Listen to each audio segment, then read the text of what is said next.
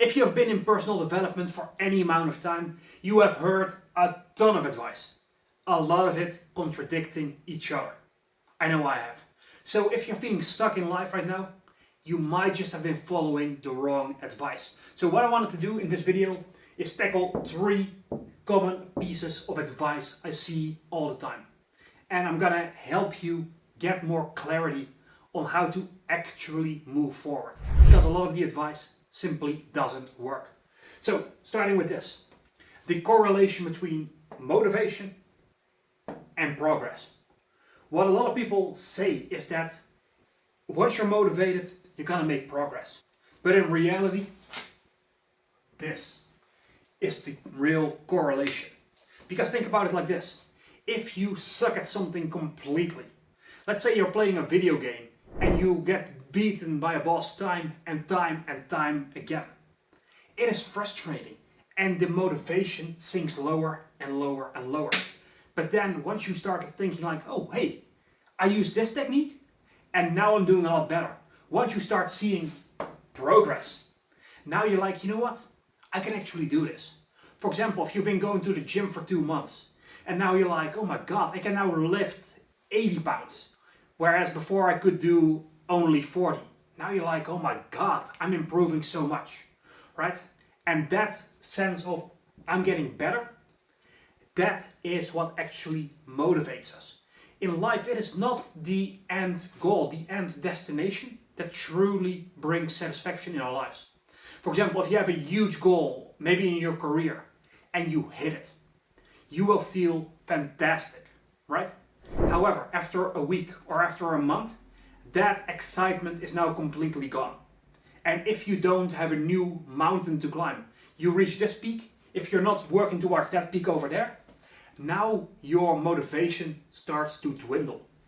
In life, happiness comes from this thing here. So, with that said, how do you make sure you actually get started with this, right? Because you might be thinking like, oh, I don't have the motivation. Well, you always have motivation, right? Maybe you're thinking like, oh my God, I'm in such a terrible shape. Like, I don't have real friends. I don't have a fulfilling career. That in itself is motivation. Where do you want to go? Create those milestones for yourself. Create a mountain for you to climb. And from there on, in order to make that progress, it is discipline. Because guess what? No matter how little I feel like doing it, if I still do it regardless, I'm gonna see that progress. That progress is gonna help me like stay motivated and get motivated. And once I start seeing this progress, that in turn reinforces my behavior. Because I do the thing, I see progress, and I get rewarded because it's like, yes, I'm on the right fucking track. And so this helps it so that you can become more disciplined. And if you follow this, if you force yourself to do the work, just enough to see progress, you're going to get a little bit more motivation and it's going to become a little bit easier to become disciplined the next time. And this becomes an upward cycle like this, to the point where you will reach your goals.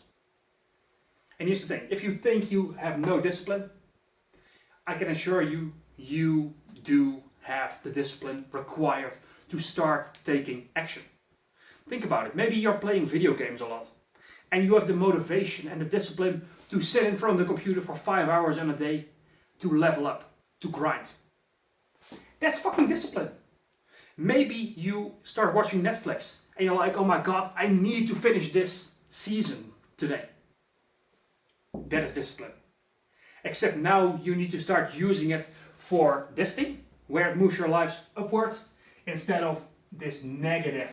And so you already have this. Look for the little bits of evidence in your life that you can follow through on what you say. Even if it's small, and even if the behavior itself is not in the right direction. Once you start proving to yourself that, hey, I can get myself to do something that I truly want to do. Once you start proving to yourself that you can do that, now you can do it in order to make progress. Moving on then to the second point. And that is this mindset that is prevalent on the internet of you have to do X, Y, and Z in order to become successful. And so if you're watching this, what I would say is you have to make your bed first thing in the morning. You have to then take a cold shower. You then have to do a ton of exercise. And then you have to meditate for 27 hours, make your to-do list, do all the work for 15 hours straight. And if you cannot do that in the span of 24 hours, you are a fucking loser who sucks at time management. Right? How many times have you heard a message like that? It is completely wrong. And so, here's the thing. What you have to do is the following. And that is to know yourself. Why else? I'm gonna shorten it. So, know yourself. Why do I say this? Because the truth is there are a ton of different ways to reach the same goal. With fitness, for example, you can go running every day. You can go to the gym. You can do cycling, swimming. You can play a team sport, right? There are so many ways in which you can get fitter. But you might completely hate running, but you love swimming.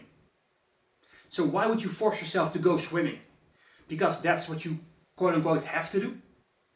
And instead, why don't you just go find the thing that works for you? Another example of this would be the idea of eat the frog. Not sure if you have ever heard of this. It's an idea that was popularized by Brian Tracy that says you have to do your most tough and difficult task first thing in the morning, because then everything you do afterwards is going to become easier by comparison. However, for example, for me, I am not a morning person. So if I do my most difficult task in the morning, it will not get done well. So instead what I would do, because I know myself, is I start with the easiest thing. And it starts building momentum. And so it is knowing what's going to work for you. And that means you take every piece of advice with childlike curiosity and with a bit of skepticism on the other hand. Meaning, don't blindly follow advice from anyone. And that includes the advice you get from me. But instead approach it with that childlike curiosity of, you know what? That might actually work. And then you try it in your own life. You test it out. You see, does this thing get me better results than what I was doing before over here? And if the answer is no, you can revert back and you try something else. And with some pieces of advice, you already know before you try that this is not going to be an improvement for me. But it starts with that self-awareness. That is the crucial element here. And then the third thing that I want to point out here is this mindset of you've got to go fast. These people that say, yeah, I am speed, right? And in order to make it sound even more impressive, they add an ice cream cone on top of it, right? That's how important this is, and that's how serious I take these videos, right? But here's the truth.